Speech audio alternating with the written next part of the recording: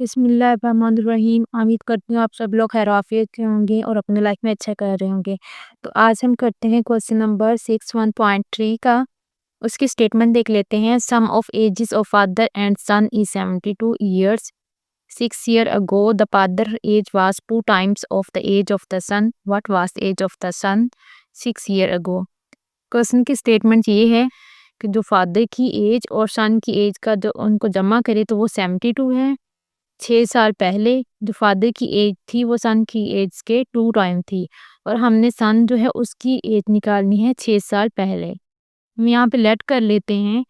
जो सन की एज है वो ये है और जो फादर की एज है वो बी है और कंडीशन दी गई है। अगर इन दोनों को जमा करें तो इनका आंसर आता है 72 ईयर्स। तो मैंने इन दोनों का ऐड कर लिया है तो वो 72 है। इसको इक्वेशन नंबर 1 का नाम दे दिया।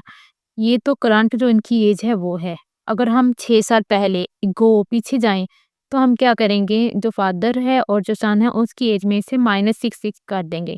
अगर वो ये क्वेश्चन में कह दें कि लेटर मतलब बाद में, अगर बाद में कहते तो फिर यहाँ पे प्लस का साइन आना था, अगर पहले कहीं तो फिर यहाँ पे माइनस का साइन आना था।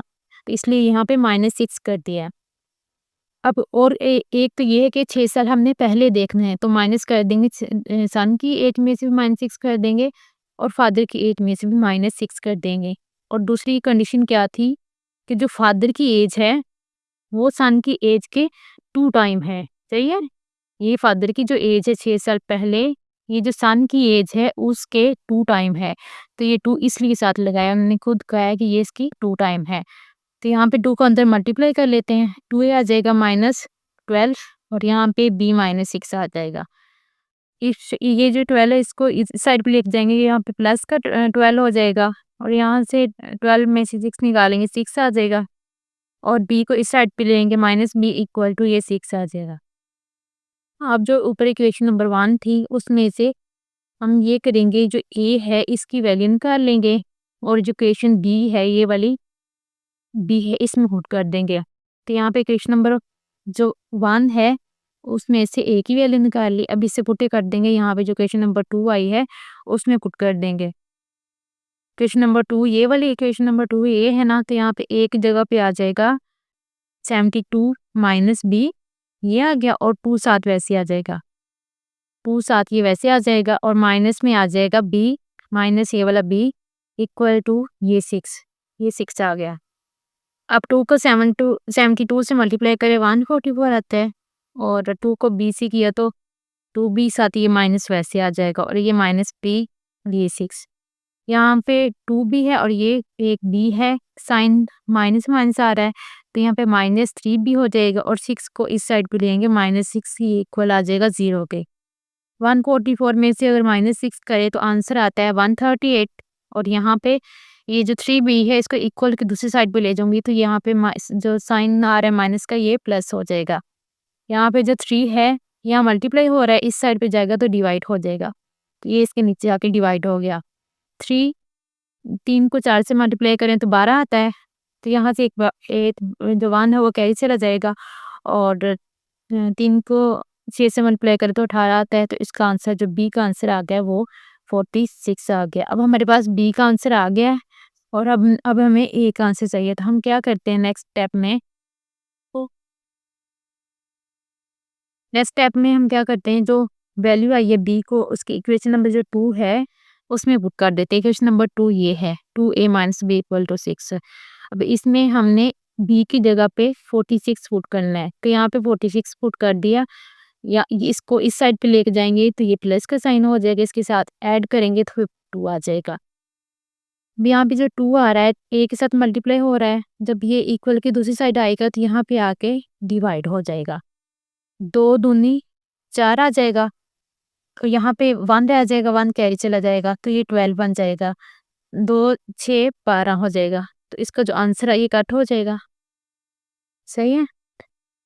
तो इसका जो आंसर आता है वो 26 आ जाएगा। तो जो ए का आंसर है वो 26 आ गया और हमने स्टार्ट में लेट किया था, जो ए है वो सन की एज है। उन्होंने क्वेश्चन में ये पूछा है कि सन की एज बतानी है 6 ईयर बिफोर। तो ये तो करंट एज आई है इसकी ना, तो अगर हमने इसकी 6 ईयर अगो निकालनी है तो इसमें से 6 को माइनस कर देंगे। 26 में से 6 जाएगा, आंसर आ जाएगा 20। नेक्स्ट क्वेश्चन देख लेते हैं। क्वेश्चन नंबर 7 इसकी स्टेटमेंट है, मीहा buy a toy for ₹15-20, what will be the selling price to get a 15% डिस प्रॉफिट। उन्होंने कहा है क्वेश्चन में कि जो मीरा है एक खिलौना खरीदती है 1520 रुपए का। सेलिंग प्राइस बतानी है कितनी है। अगर उसके ऊपर ये जो प्राइस है इसमें उन्होंने कहा है कि आपने 15% जो प्रॉफिट है वो ऐड करना है। देख लेते हैं इसकी कॉस्ट प्राइस क्या है, 1520 वो लिख ली। और प्रॉफिट इस पे कितना है, कितना उसको प्रॉफिट मिल रहा है, कहते हैं कि 15%। तो अब हम इस ये जो अमाउंट है इसका प्रॉफिट निकाल लेते हैं। कितना है वो 15% निकालना है। 15 डिवाइड में आ जाएगा, अब ये देखिए परसेंट है तो डिवाइड में 100 आ जाएगा। मल्टीप्लाई इस अमाउंट का निकालना है, मल्टीप्लाई में ये अमाउंट आ जाएगी। इसको जब इससे मल्टीप्लाई करेंगे तो ये आ जाएगा 22,800। ये 20 से 20 कैंसिल हो जाएंगी तो यहाँ पे आ जाएगा आंसर 228।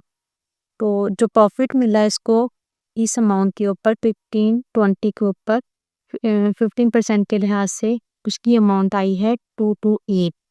अब हमने निकालेंगे सेलिंग प्राइस, इक्वल आएगा कॉस्ट प्राइस प्लस प्रॉफिट। तो जो उसकी कॉस्ट प्राइस है वो आ गई और इसमें जो प्रॉफिट इसको मिला है इतनी अमाउंट का प्रॉफिट मिल रहा है तो वो आ जाएगा। दोनों को ऐड करेंगे तो इसका जो आंसर आएगा वो 1748 रुपीज आ जाएगा। नेक्स्ट देख लेते हैं क्वेश्चन नंबर 8। स्टेटमेंट उसकी है, the annual income of the year 9,60,000 while the accepted amount is 1,30,000. How much tax would he have to pay at the rate of 0.75%? उन्होंने क्वेश्चन की स्टेटमेंट ये है कि जो तैयब है उसकी जो सालाना आमदनी है वो 9,60,000 है और इसको टैक्स देना पड़ता है 0.75% के लिहाज से। और ये जो अमाउंट है 1,30,000 इसके ऊपर इसको कोई भी टैक्स नहीं देना पड़ेगा। तो हम क्या करेंगे, ये जो इसकी टोटल जो सालाना आमदनी है इसमें से इसको माइनस कर देंगे, फिर जो अमाउंट आएगी उसका हम टैक्स उसका ये जो परसेंटेज है इसके लिहाज से उसका टैक्स देख लेंगे। तो हम क्या करते हैं, इसकी जो सालाना आमदनी है ये है, सही है, और जिसके ऊपर इसको छूट मिली है कि इस अमाउंट के ऊपर आपको टैक्स नहीं देना पड़ेगा, वो इसमें से माइनस कर देता है। तो जो 9,60,000 में से 1,30,000 निकालेंगे तो इसका जो आंसर आता है वो 8,30,000 आ जाएगा। तो ये जो अमाउंट है इसके ऊपर हमें जो तैयब है इसको टैक्स देना पड़ेगा। तो हम इसका 0.75% के लिहाज से टैक्स निकाल लेते हैं। तो ये आ जाएगा 75। अब यहाँ पे देखें जो डेसिमल है उसको ख़त्म करेंगे तो नीचे 1 आ जाएगा। उसके बाद 2 डिजिट आ रहे हैं तो 2 ज़ीरो लगा दें। उसके बाद ये जो परसेंटेज वाला ना इसका भी 100 नीचे आ जाएगा और हमने निकालना किसका था, इस अमाउंट का निकालना है, सही है। तो यहाँ पे ये वाली अमाउंट लिख दी। तो ये 2 और 2 4 ज़ीरो है, 4 ज़ीरो से ये जो 4 ज़ीरो ये कट हो जाएंगी और 75 को मल्टीप्लाई करेंगे 83 से तो इसका आंसर आता है 6225 रुपीज़। तो जो इतने पीस है ना इतना इसको टैक्स देने पड़ेगा इस अमाउंट के ऊपर। तो ये इसका आंसर आ गया। नेक्स्ट देख लेते हैं क्वेश्चन नंबर 9। क्वेश्चन नंबर 9 की ये स्टेटमेंट है, अमाउंट ये है, इसके ऊपर जो टैक्स इसको है वो 14% देना पड़ता है। तो हमने निकालना है कि हमें कितनी अमाउंट देनी पड़ेगी। तो इसका हम सोल्यूशन निकाल लेते हैं। यहाँ पे जो इसका अमाउंट है ये जो इसको क्या कहते हैं, प्रिंसिपल अमाउंट भी कहते हैं, वो आ जाएगी ये 3,75,000 और जो टैक्स देना उसका रेट है 14%, तो 14% आ जाएगा। ये हम फिर क्या करेंगे, ये जो परसेंटेज है ना इसकी जगह पे क्या आ जाएगा, डिवाइड में 100 आ जाएगा और ये जो अमाउंट है वैसे आ जाएगी। ये 2 ज़ीरो से 2 ज़ीरो कैंसिल हो जाएंगी। इसको 14 को मल्टीप्लाई करेंगे 3750 से तो इसका आंसर आ जाएगा 52,500। तो ये इसका आंसर आ जाएगा। होप सो आप लोगों को आज की वीडियो की समझ आ गई होगी। वीडियो को लाइक करिएगा, चैनल को सब्सक्राइब करिएगा, अपनी फ्रेंड के साथ शेयर करें। चलिए फिर नेक्स्ट वीडियो में फिर मिलते हैं, तब तक के लिए अल्लाह हाफिज़।